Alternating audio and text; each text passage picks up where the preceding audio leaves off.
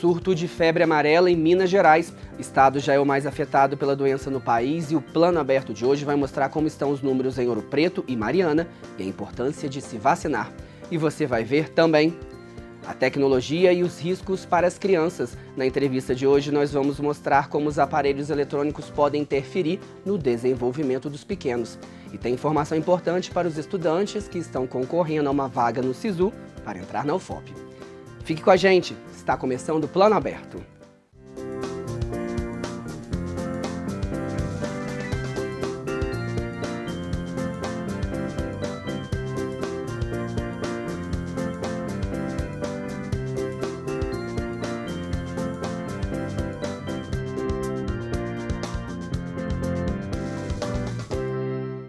Olá! Minas Gerais enfrenta um grande surto de febre amarela. O estado é o mais afetado pela doença no país. São 589 casos confirmados e 96 mortes. Aqui na região, a cidade de Mariana é que registra a maior parte dos casos. Já são 34 confirmados, com 6 mortes. Em Ouro Preto foi confirmado um caso e houve uma morte. A repórter Kellen Barros conversou com a presidente do Comitê de Informações Estratégicas da Febre Amarela, de Mariana, e traz mais detalhes. Os dados alarmantes sobre a febre amarela em Mariana preocupam as autoridades e também a população. E para saber mais detalhes sobre a atual situação do município, eu converso agora com a Thaís Cristina Rodrigues Vieira, que é coordenadora de Vigilância Sanitária e presidente do Comitê de Informações Estratégicas de Febre Amarela. Thaís, a cidade de Mariana ainda é considerada uma área de risco em relação à febre amarela? Sim, ainda somos uma área de risco.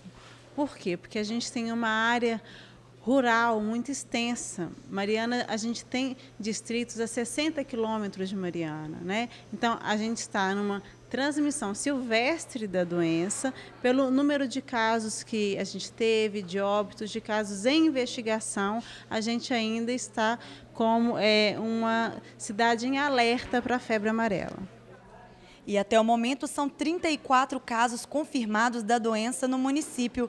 Em qual região da cidade se encontram esses casos? A gente não tem nenhum caso assim em algumas regiões estratégicas e em alguns aglomerados. Tem várias localidades. O que chama atenção é que esses casos tiveram algum deslocamento para a área rural, para a área de mata. Então, o que a gente aconselha as pessoas a estarem vacinadas há mais de 10 dias e não frequentarem a área rural do município. E existe alguma área ou local público que está fechado ou exigindo o comprovante da vacina para permitir o acesso da população?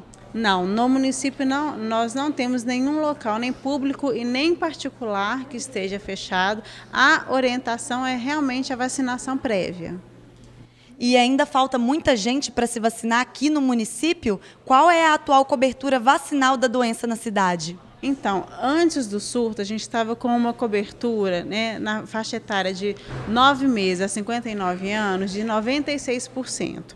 Agora a gente está com uma cobertura de 117%, porque essa cobertura ela é feita em doses aplicadas. Então, a gente vacinou algumas pessoas de outras localidades, alguns turistas também que vieram no carnaval. Então, a chance, às vezes, de uma pessoa tomar mais de uma dose, o que não é preconizado pela Organização Mundial de Saúde, que é uma dose apenas. Por isso, hoje, a gente está com a cobertura de 117%, mas ainda tem um número expressivo de pessoas não vacinadas, que são mais de 1.600 pessoas.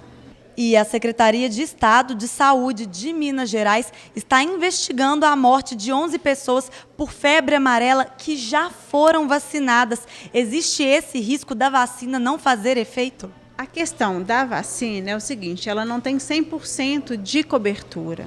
E aí a gente entra, por exemplo, nesses 2%, né, que pode ser que a vacina não tenha o efeito esperado, na verdade. Mas a única forma de prevenção é a dose da vacina, que é a dose única, pela Organização Mundial de Saúde.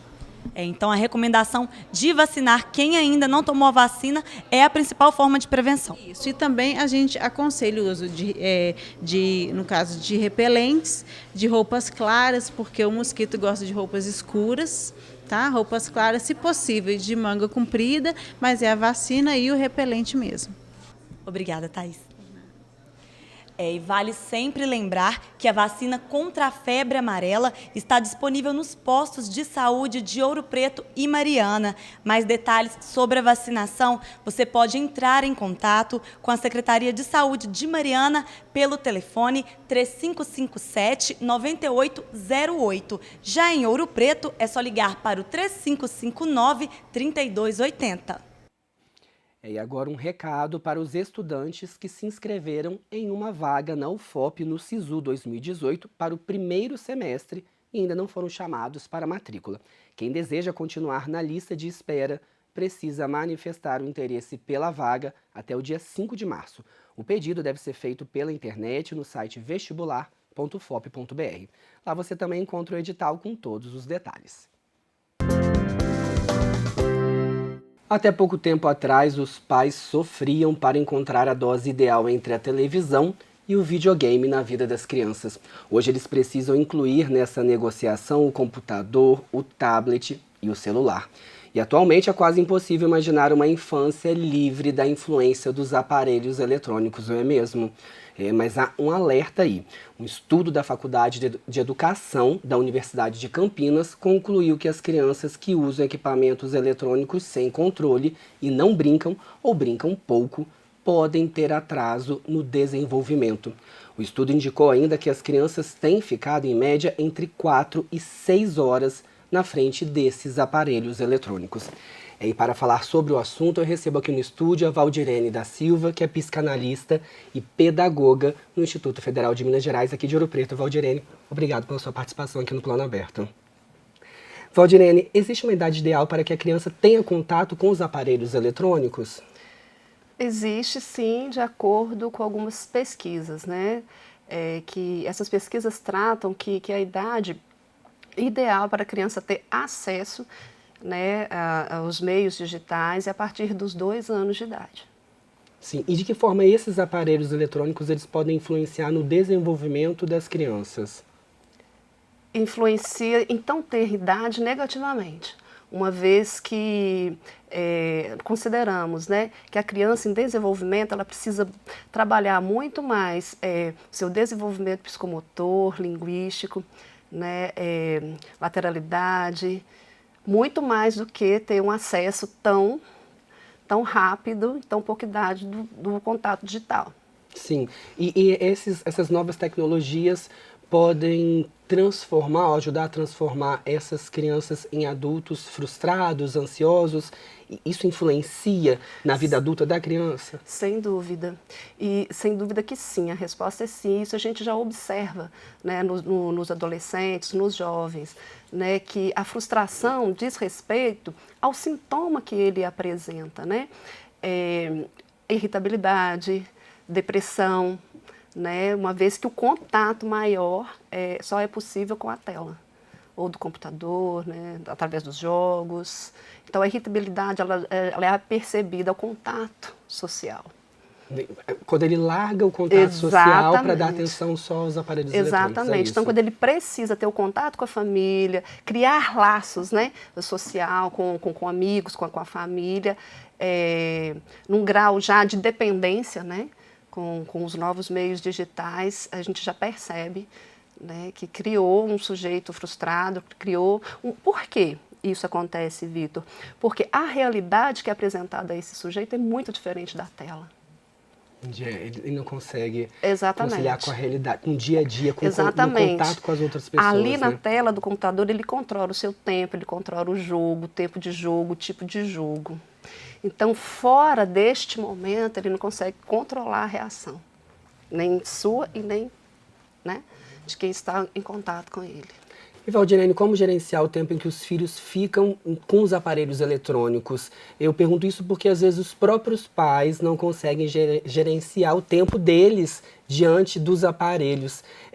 Há um tempo determinado, há um tempo ideal em que a criança pode ficar pode ter contato com os aparelhos eletrônicos? Então, as mesmas pesquisas apontam que crianças de 2 a 5 anos recomenda-se 1 hora dia. Sim, então 1 hora diante dos aparelhos eletrônicos. 1 hora fora dia. Isso, 1 hora por dia. Fora isso, o ideal é o quê? Que a criança faça o quê?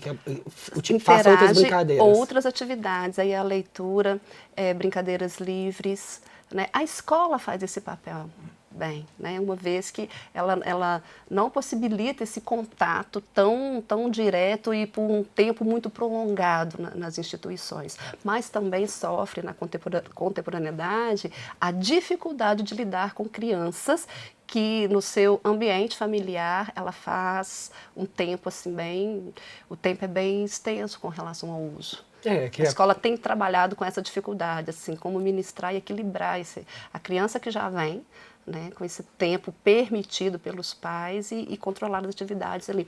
Até de brincadeiras mesmo, prazerosas. É como se houvesse uma negação desse sujeito em querer interagir ali. Muitas escolas é difícil controlar, Exatamente. até porque as crianças levam esses aparelhos, Exatamente. levam o celular para dentro da sala de aula, né? Com consentimento dos pais. Exato. Então, tudo isso a gente precisava rever, né? Assim. É verdade. E, Valdirene, existe a possibilidade dessas crianças se tornarem viciados digitais, dependentes digitais? Assim, qual o limite? Como observar isso? Então, sim, as mesmas pesquisas apontam já, e a gente já pode observar isso, Vitor, né? Que há a possibilidade do vício com relação aos jogos, né?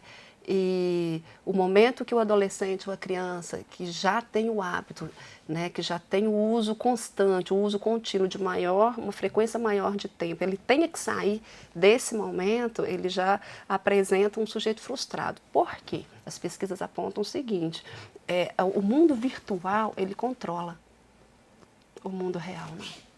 E a tela é muito diferente do mundo real.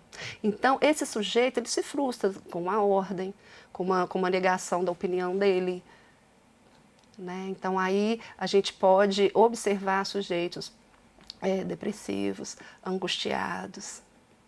Sim, então, para o tratamento... E que precisam uma intervenção, né, de um especialista, sem dúvida. Apoio. Sem dúvida. Uhum. Sim, e participação dos pais dentro de casa, né? Principalmente.